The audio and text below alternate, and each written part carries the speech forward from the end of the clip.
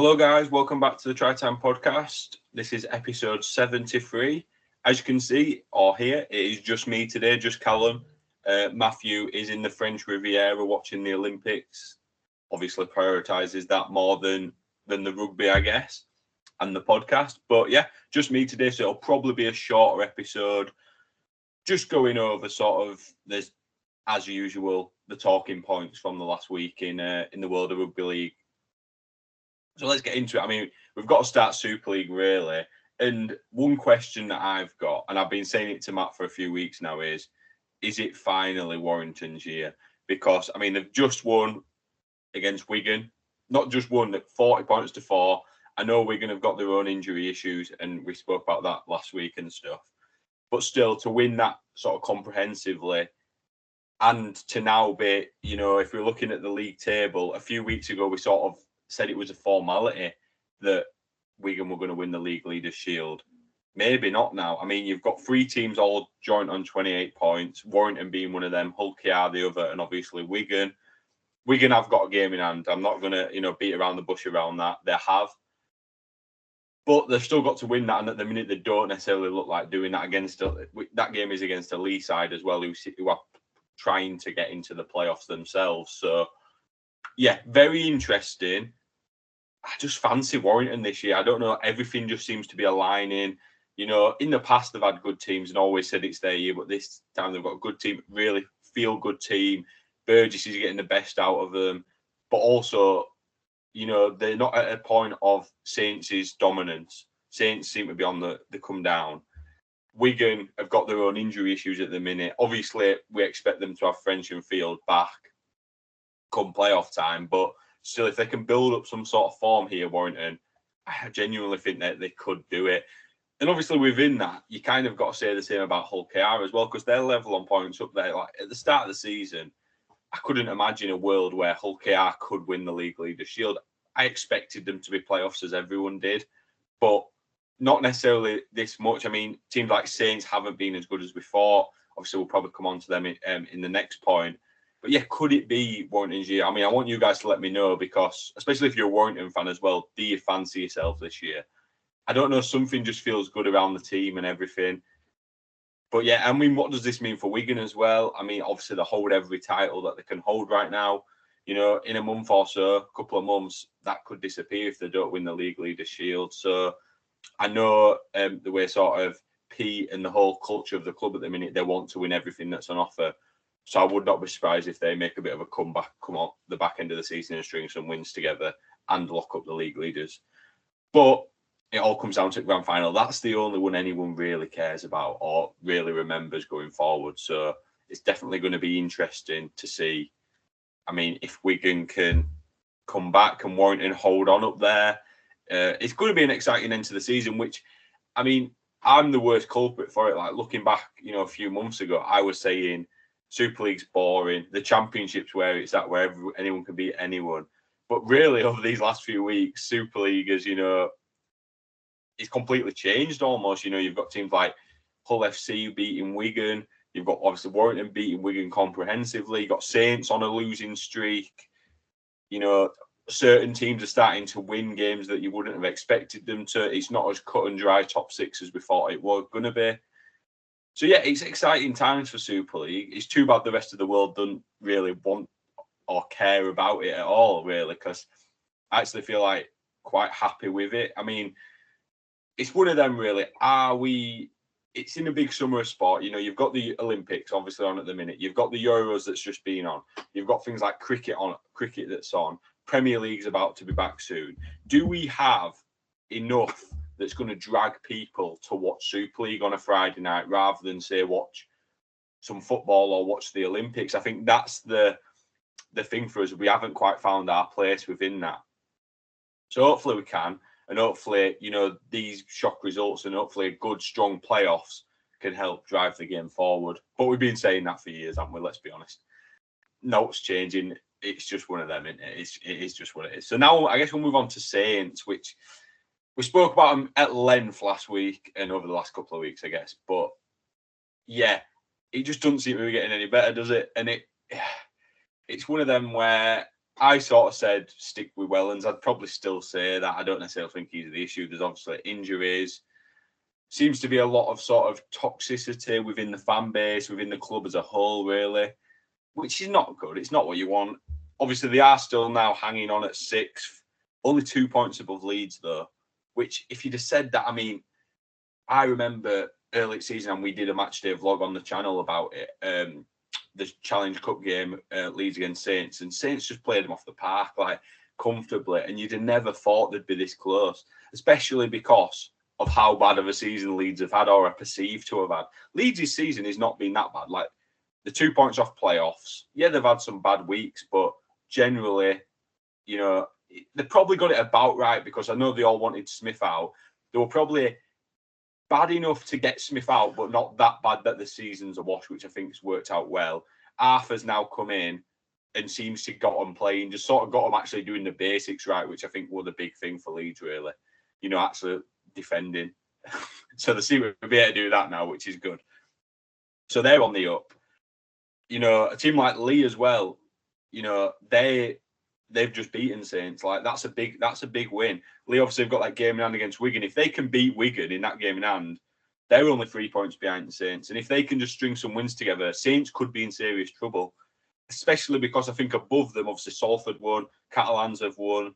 Them two on 24 points in 4th and 5th seem to just be trying to create a bit of gap between Saints. You know, if it's another weekend of fixture of results going against Saints, there's going to be a bit of a gap there, which is like a battle for 6 between Saints and Leeds, and Lee potentially in there. It would be really fun as well. Probably not if you're a Saints fan. They really need to start turning it around, though, because a couple of weeks of losses is, you know, I think they're going to struggle to get playoffs potentially. I mean, I'm just going to have a look at their fixtures now. Obviously, away at Hull FC, which on the surface, a few months ago, you'd say that's a gimme. It's not necessarily anymore. Hull FC have got a bit of feel good about them, which we just wouldn't have thought we'd say at any point this season. And yeah, if Saints play as bad as they did against Lee, it easily could go Hull's way, especially over at Hull as well. And then Salford the week after, which obviously it's at St Helens. But it's obviously a big 4 pointer that if they lose that, I think they can at least kiss goodbye to probably finishing higher than 5th. Do you know what I mean? So, and then Wigan the week after, obviously at Magic, which will be, I think, it's one of them where me and Matt are actually off to that day, because obviously Leeds are playing that day, so Matt's obviously going for that. And yeah, that game will it's actually crazy. Obviously, Leeds Warrington should be good. This is before the season when they were announced. Leeds Warrington should be a good game. Wigan Saints, that's going to be amazing to see it like a packed out Magic weekend at Ellen Road. Is it going to be now? I mean, this could be one of them where either Wigan get a bit of form back and just absolutely destroy them, or it's two teams that, like a couple of weeks ago when they played, bit, you know, lackluster, missing stars, and it could be one of them ones. So we'll have to see for that. But yeah, Saints have got some tough games, some quote-unquote easy games. But yeah, I mean, last game at season, I'm looking now away at Lee. That could be a decider for the playoffs, which would be great if that's like a straight shootout. But yeah, because we know once it gets to the playoffs, if Saints can, you know, win the last 4 games going into playoffs, get some big players back, who's to say they don't go on and win it? I wouldn't be surprised if they do, because that's all it matters. Once you're in the playoffs, all that matters is the next game. It's getting to the playoffs, which I think they actually might struggle with. But yeah, I mean, I think that's Saints. Obviously, it's going to be, you can touch on Leeds within that as well, I guess. Like Leeds, again, like I've said, they're looking better under Arthur, playing better rugby, doing the basics right. I don't think they'll look like world beaters necessarily, but if they can get enough form going to get into the playoffs, they could easily get to another grand final. We've seen them do it a few years ago. We've seen them, you know, it's in the DNA of the club almost, isn't it, to be doing stuff like that. So I know Matt's a bit optimistic. I know he'll want me to say this about stuff. He's happy with what he's seen from Arthur. And yeah, just the squad's playing a bit better, team's playing better. I mean, time will tell though with Leeds as well if they can stick it out. And I guess now it comes down to, I want to just touch on sort of the bottom end of Super League, because I'm like, is this an inherent issue with Super League in general and just the whole sort of structure? Because I mean, I've said Lee are in the race, which I believe they are. Then you've got Huddersfield, who are 3 points behind them, and Lee have got a game in hand as well, by the way. So Huddersfield are not getting playoffs. Castleford are a point below them, not getting playoffs, which I'll say fair play to Castleford, because I had Huddersfield up there, and Huddersfield at the points this season, especially at the start, looked like a good team. Obviously, they're not now. And Castleford they've kind of flip-flopped and ended up meeting in the middle. FC on 6 points then, and then obviously London on 2. And it's like, if you're a fan of any of them 4 clubs, is it a bit boring? Because there's not much threat of relegation, and even if there were, you kind of know London are down anyway. In terms of, if it was based on league position in London, we're down. They're down anyway through IMG, which is fine. But it's like if you're an Huddersfield fan, I guess it probably leans more towards Huddersfield and Cass. You're kind of just there. I mean, Cass, you've got a bit of feel good because you've come from being crap. So every win you pick up is good, and you've got a good sort of young core team, and it's really working well, which is fair play. Huddersfield, though, it just seems a bit meh. And Huddersfield are struggling to get people through the door as it is. Now, I don't know what the answer is. I personally loved, and I know Matt did as well, the Super 8s. I think that'd be really interesting this year because it's the top 8 of Super League is an 8 that's probably distant from the rest. Don't get me wrong, the top sort of 3 of Super League seem to be a bit clear of the next couple. But the top 8 from League upwards, that'd be a great little sort of playoff competition in the Super 8s in the post-season. And then obviously it gets rid of the loop fixtures and stuff like that as well. And then the bottom 4, Huddersfield, Cass, Hull and London, you chuck them down with top 4 at Championship, which we'll come on to Championship later on. It's really interesting. That would, I mean, don't get me wrong, I think if they did that, London would be in the below bracket anyway. But I think the others may survive. I mean, Hull FC might struggle, maybe.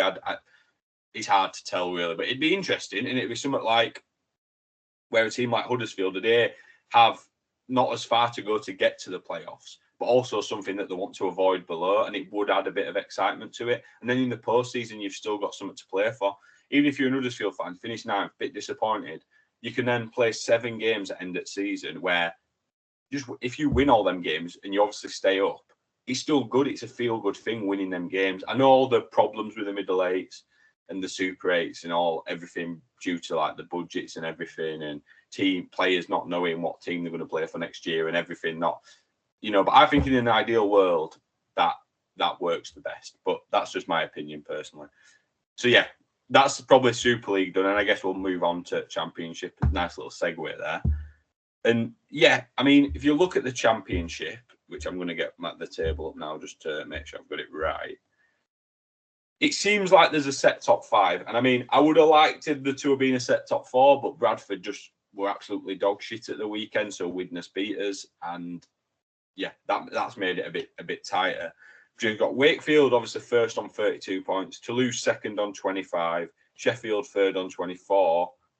Bradford, fourth on 21. And Widnes, fifth on 21.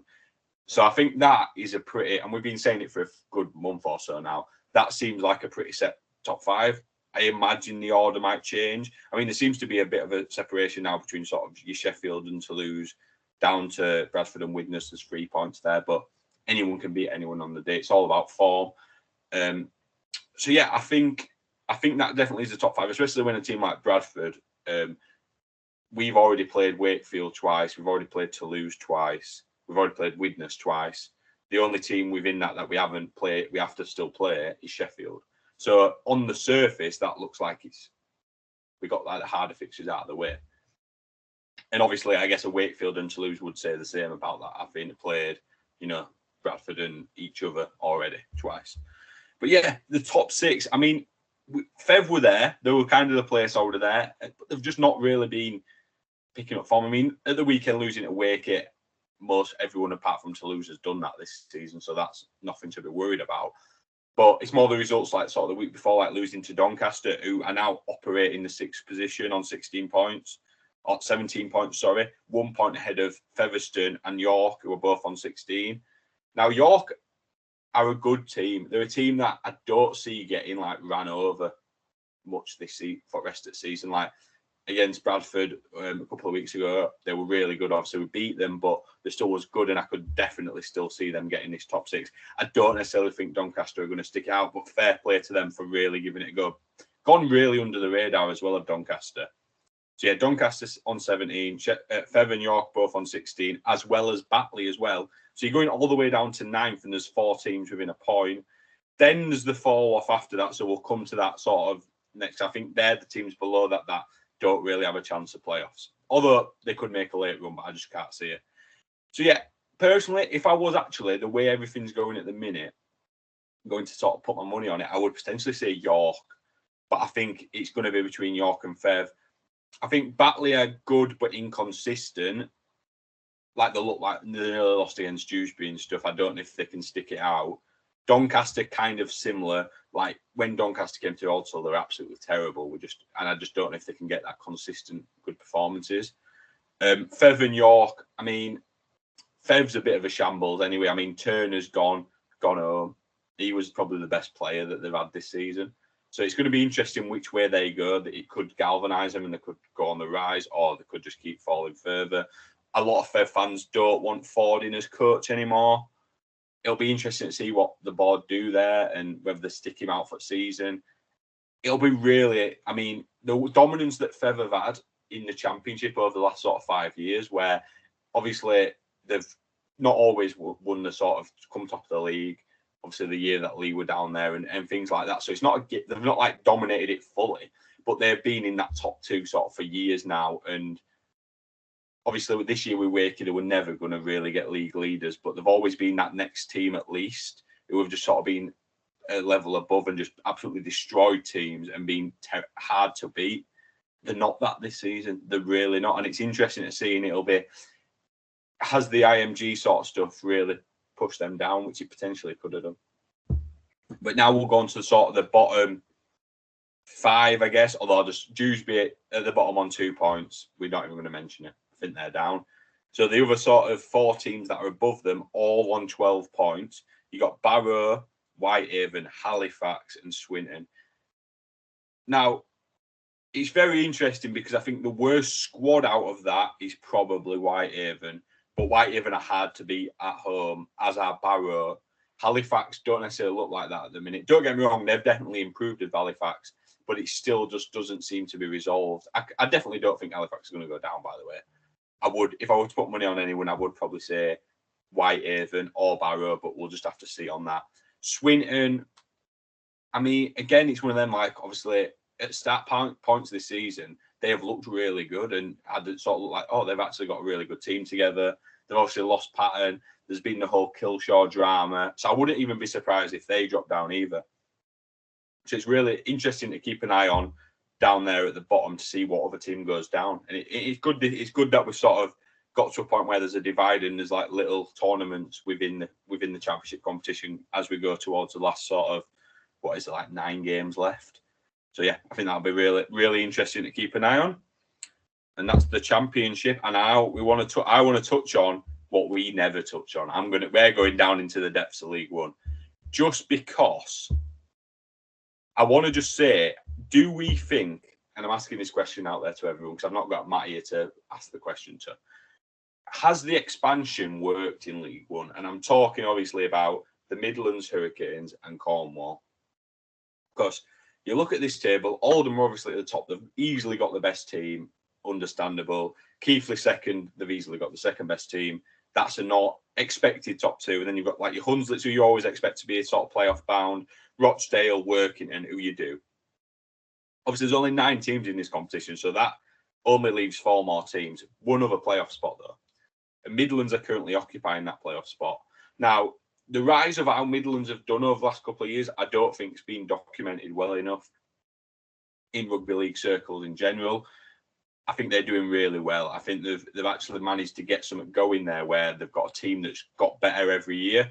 And if they can build on this in a couple of years, they can easily be a team that tops League One or does better in League One. So I think in that sense it's worked. Obviously, Cornwall are a few steps back from that. But they're still, they're not bottom. Obviously, Newcastle, we know what's going on at Newcastle, and it's not great. So Cornwall are kind of the team above that. It doesn't necessarily mean much, but they have, they've got 3 wins this season. Midlands have got 7. So it's going to be interesting. I mean, Crusaders have really been the disappointing team in that.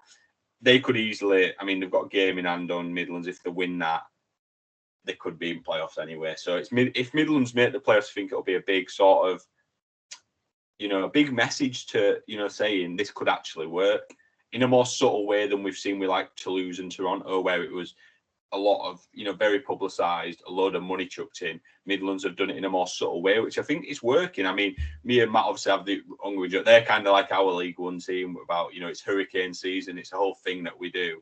And we always keep an eye on the results. And, we're really happy that they're doing well. And hopefully in the next season or so, we actually can go down there and, go to a Midlands game. I think that would be really good. But yeah, I think that's it on all the leagues. I think we've covered everything there. And now, I mean, we'll just touch on before we finish. Like I say, it's going to be a short one, this. Just on some of the weird mid-season signings ahead of the deadline, which is, of course, I think it's either this Friday or next Friday. So, yeah, some weird, very championship-based, just some weird signing. When we did the pod about weird signings a few weeks ago, and it's like, they just keep coming, don't they, really? It's like Ryan Lannon to Widnes. He'd already signed for next year. Now has left Halifax this year to go to Widnes. Shrewd signing for Widnes, who are already a good team. They've got probably the best, not the best, but I was saying this after the game on Sunday. Like, they've got a team where everything just works. Like, they've got two good halfbacks that just do the job. Like, they don't do all spectacular. They just do the job really well. And a pack that does the same. They don't have props who, break lines and stuff, but they just do the job. They make meters and defend hard. Like, that's all you need. So I think Lannon's great bit of business, and if he can help them, go into playoffs with a bit of form and hopefully do something in the playoffs, which I think championship playoffs this year, it could be really, really good. And then touching on that as well, you've got Jared Samet back at Bradford. Now, Bradford, obviously, Gaskell's injured. We've been calling out for an halfback. We've been playing Tyrone Ott, who's a hooker in the halves, and it's not working. Now, that were evident at the weekend as well against Widnes. We need a proper half to partner Lily. Samet's that. I mean, in one sense, I think it's really good. I mean, not even a couple of years ago, he was torching us anyway in games, playing for Barrow and stuff. So, I'm not like, I think he'll still be really good. He might have lost a yard of pace and stuff. He's not the player we had when we had him in Super League, but I definitely think he's got the sort of like kicking game that we need and the ability to manage a game out, which is really good. So I'm happy with that. Obviously, time will tell and we'll see what happens. But, I mean, it's just another thing of Bradford going into, I mean, I don't even know what number he'll be now. He might be like 45. We might be on to. It's a bit silly, I know. And I'll come on to that point after I say the next signing that I wanted to speak about, which is Joe Cater being released by FC and signing for Toulouse. Now, I really like Joe Cater. His injury record is obviously the issue, and just generally not being able to keep himself injury-free, which is bad because he's a good lad and a good player. Good signing from Toulouse. If they can keep him fit, he's really going to help them. And Toulouse have got this really sort of like momentum. I mean, start of the season, they weren't great, and then they've just got the momentum now, and they're on a massive unbeaten run. And I genuinely don't see him losing a game before end of regular season, which is scary, really. Because if you'd have asked me a couple of months ago, I'd have said, as a Bradford fan, if we can finish third and then the semi-finals the same as last year and we got to go to Toulouse rather than going to Wake in a semi, I'd potentially fancy us in that sort of game. I'm not sure about that now, to be honest. But yeah, that'll be interesting to see what happens come end of the season. But that's a decent signing for Toulouse. Again, it's weird these sort of, and it goes down to the system. Is this whole transfer system wrong? I mean, Bradford, we're on up in high 40s now. Is it just a wrong system? Because we've got loans coming in all the time. We've got transfers, loans being made into transfers. We've had, at start of the season, we had Aidan McGowan on a season-long loan. He's now back at Huddersfield playing because they've obviously, Watson's gone and they're trying out some of the young players, which is fine. It's just stuff like that. And it's like you just don't see that as much in football, I don't think. It's a bit more structured.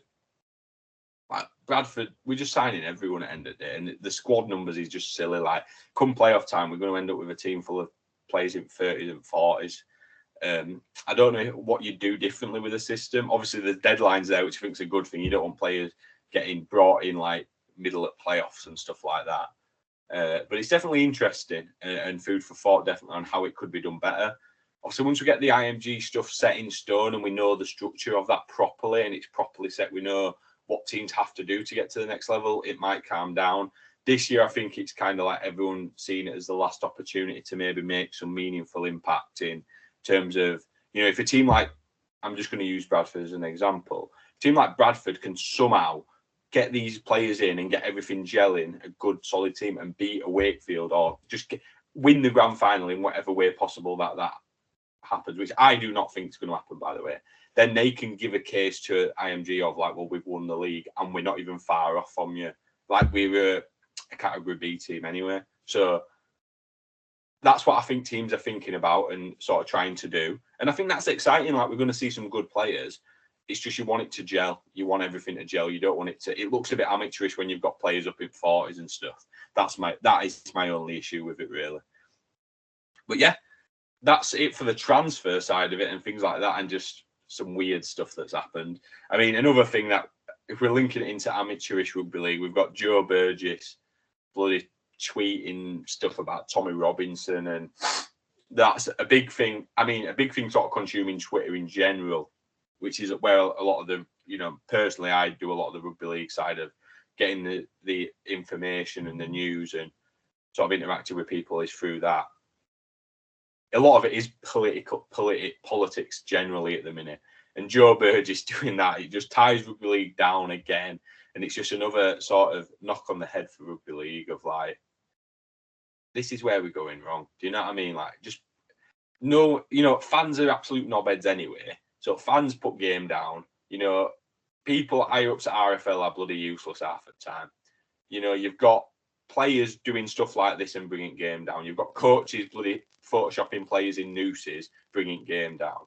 Who else is there? There's chairman and CEO of clubs and stuff, absolute shambles at times, putting out stupid statements like at Keighley. Then you've got, everything just seems to be pulling game down. Like, it's just not good, is it? And it's like, yeah, we're too small of a sport in the UK at the minute to have Joe Burgess doing that. And he probably doesn't see the issue with it. But, yeah, it's just, not great. But anyway, guys, I've actually gone on longer than I thought there with the podcast. Oh, let me know what you think. Do we need Matt back at all next week? I think we do, because my vocal cords are hurting now from speaking non-stop for 25 odd minutes. But yeah, thanks for watching. Thanks for listening, guys, as well. And I forgot to say at the start, we have got the subscriber competition going on. So once we get to 1,000 subscribers, we're going to be giving away a rugby league shirt, probably be a 2025 shirt of your choice, to one of the lucky subscribers. So if you aren't subscribed on YouTube, you might just listen on Apple Podcasts, on Spotify. Just go over to YouTube and just give us a little subscribe. It'd mean a lot to us. And yeah, thanks for watching, guys. And we'll see you next week. Goodbye.